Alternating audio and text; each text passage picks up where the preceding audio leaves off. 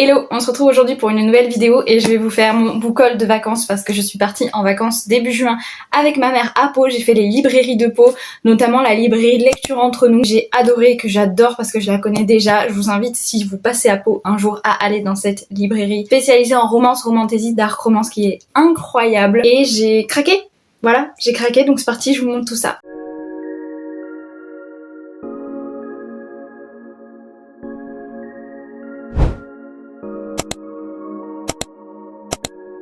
Tout d'abord, je vous montre les marque-pages que je me suis pris à la librairie Lecture Entre Nous. En premier, j'ai pris ce petit marque-page qui est vraiment trop mignon avec une grenouille, des livres et puis des petits champignons. Très printemps et en même temps automne, j'adore. Ensuite, bon, vous me connaissez maintenant, mais je suis team automne à fond. Donc, je me suis pris ce marque-page avec marqué Autumn Reader Book Club dessus. Un peu avec l'effet faux ticket cinéma. J'ai pris le Halloween Book Club.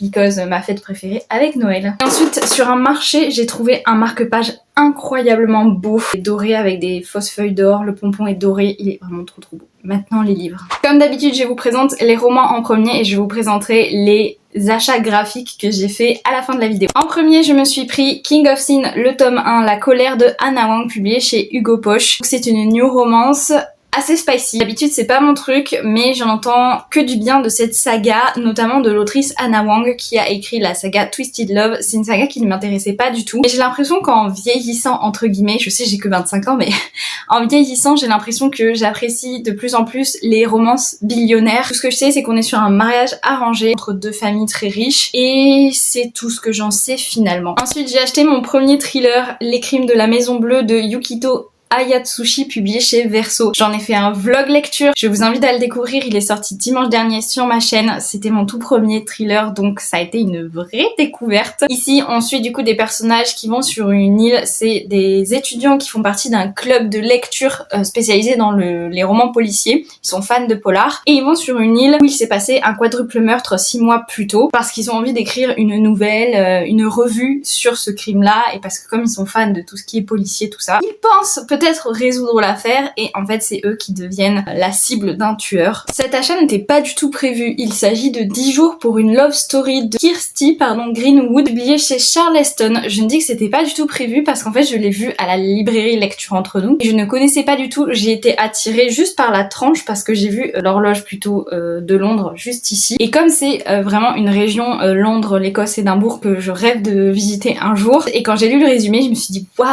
c'est trop original, j'adore. Je ne sais pas si vous connaissez la série Drop Dead Diva, mais ça m'a fait complètement penser à ça. On suit une protagoniste qui a 27 ans et qui meurt en s'étouffant avec un hamburger. Arrive plutôt dans une pièce, un peu c'est le hall d'entrée pour l'au-delà. Donc elle n'y est pas encore tout à fait et elle rencontre un homme, elle tombe sous son charme, sauf que lui, il est renvoyé sur Terre. On lui accorde de retourner sur Terre, de revivre du coup pendant 10 jours pour retrouver cet homme. Si elle le retrouve pas, s'il tombe pas amoureux, elle ira dans l'au-delà comme c'était inscrit sur son destin. Enfin, juste incroyable. En plus, ça se passe à Londres, donc j'espère que ça me fera voyager et j'adore. J'ai ensuite acheté Wicked Game de Anita Rigging, publié chez Addictive. Normalement ce n'est pas mon titre de lecture parce qu'il s'agit d'une dark romance, roman sombre, mais elle m'a été fortement conseillée par Alison de la chaîne Beauty Alice RH. Je sais pas si je prononce bien mais de toute façon je vous mets sa chaîne ici. C'est une romance sombre qui se passe dans un milieu qui m'intéressait et c'est le milieu de la médecine. On va suivre ici Amaya qui fuit son passé, un passé très compliqué et sombre, on ne sait pas ce que c'est dans le résumé forcément, et qui décide d'aller à Londres pour fuir son passé, sauf que elle a nulle part où aller et elle va aller habiter en colocation avec le meilleur ami de son frère. Sauf qu'elle ne s'attendait pas à tomber sur un homme aussi froid et mystérieux et particulier que Hunter. En tout cas, ce qui m'a fortement intriguée, c'est qu'on m'a dit qu'il y avait des plot twists à la fin qui sont incroyables, donc j'avoue que j'ai pas mal d'attentes. Pour terminer avec les romans, je me suis acheté Woke Up Like This de Amy Léa, publié chez Flammarion, je vais y arriver, pardon. Il s'agit ici d'une romance young adulte et en fait c'est Elise, oui aussi sa photo ici, de la chaîne Elise Books qui en avait beaucoup parlé sur ses réseaux sociaux. Elle l'avait beaucoup aimé et ça m'avait intriguée et quand elle en avait fait le résumé, je me suis dit waouh, je dois lire ce livre. En plus, il est pas long, il est vraiment tout petit. Il suit 2 personnages du coup qui sont au lycée et qui doivent organiser ensemble le bal du lycée. Et ils se disputent beaucoup du coup puisqu'ils ne s'aiment pas du tout, ils se détestent pour ainsi dire, c'est un enemies to lovers. Sauf qu'un jour, ils vont se réveiller, ils ont 30 ans et ils sont mariés. Le résumé, pardon, n'en dit pas plus, mais je trouvais ça trop original et je sens que ça va être frais, que ça va être drôle, je sens que je vais m'attacher à eux. Enfin, je sais pas comment dire, mais je sens que ça va être une bonne lecture. Et en plus, je n'avais plus de romance young adulte dans ma pile à lire, alors que j'aime vraiment beaucoup en lire. Donc ce sera l'occasion, j'espère que je le sortirai cet été ou sinon à la rentrée. Maintenant, on va passer à la partie graphique et j'en ai acheté 3. En premier, je me suis acheté le tome 4 de Morgana and Oz de Miuli, publié chez Coda. C'est un de mes webtoons, c'est mon webtoon préféré, il faut le dire. C'est un webtoon de romantasy que j'aime énormément, qui marche énormément bien en France. Je ne vois que des avis positifs. Évidemment que j'ai sauté sur le tome 3 qui est sorti le 3 juin.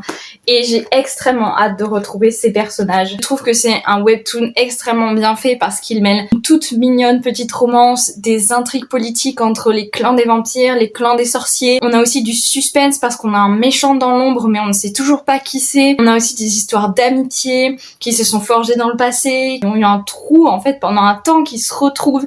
Enfin, ça parle de plein de choses, de la famille aussi et forcément de magie, de pouvoir. C'est très cosy et en même temps il se passe quand même des choses. Donc vraiment j'ai très hâte de découvrir ce tome 4 qui est vraiment magnifique. J'adore ce rose rouge. Toujours dans les sagas que je continue, je me suis procuré le tome 3 de Ruri Dragon de Masaoki Shindo, publié chez Glénat. Il s'agit d'un manga shonen, il n'y a pas de romance dedans, mais je le trouve extrêmement drôle. Je me suis beaucoup attachée au personnage. Je trouve qu'il y a vraiment des sketchs très comédie japonaise en fait, des mangas animés que j'adore. Je trouve que c'est original aussi le fait qu'on suit une protagoniste lycéenne en fait, qui est à la fois humaine et à la fois dragon. Sauf qu'en fait les gens de sa classe, de son lycée, acceptent ça, genre c'est normal, mais en fait elle en découvre petit à petit sur elle. Comme elle est en pleine puberté, il y a son côté dragon qui ressort, des nouveaux pouvoirs à chaque fois avec lesquels elle doit s'adapter. Et moi j'aime beaucoup cette série, c'est le tome 3, donc j'ai hâte également de le découvrir. Et pour finir, un achat totalement improbable, je ne savais pas ce que c'était, mais en fait je suis tombée dessus en librairie et j'ai craqué. Il s'agit de La légende de Akutaku de Alba Cordana. Donc c'est publié chez Jungle. Il s'agit, je pense, d'un roman graphique manga, puisqu'on suit une japonaise dans un petit village japonais à l'époque, un dragon inspiré de la mythologie japonaise. Et ce qui m'a le plus donné envie, voilà, c'est que ça se passe à la montagne, dans un petit village avec de la neige, et que je me suis dit que ce serait parfait à lire s'il y a de la canicule cet été. Ou de toute façon je le lirai en hiver, mais en tout cas ça m'a donné extrêmement envie. Je trouve les illustrations vraiment magnifiques et je pense que ça va être quelque chose d'assez immersif, donc j'ai hâte. Et puis de toute façon ça concerne le Japon, donc ça ne peut que me plaire. Cette vidéo est terminée, j'espère qu'elle vous aura plu. Voilà pour mon gros book haul. Pour moi ça fait vraiment gros book haul parce qu'en général j'achète 1 à 2 livres par mois, j'essaie de me contenir pour vraiment vider ma pile à lire, alors que là c'est vrai que j'ai craqué complètement pendant les vacances. En tout cas moi je vous souhaite de bonnes lectures et je vous dis à bientôt pour une prochaine vidéo.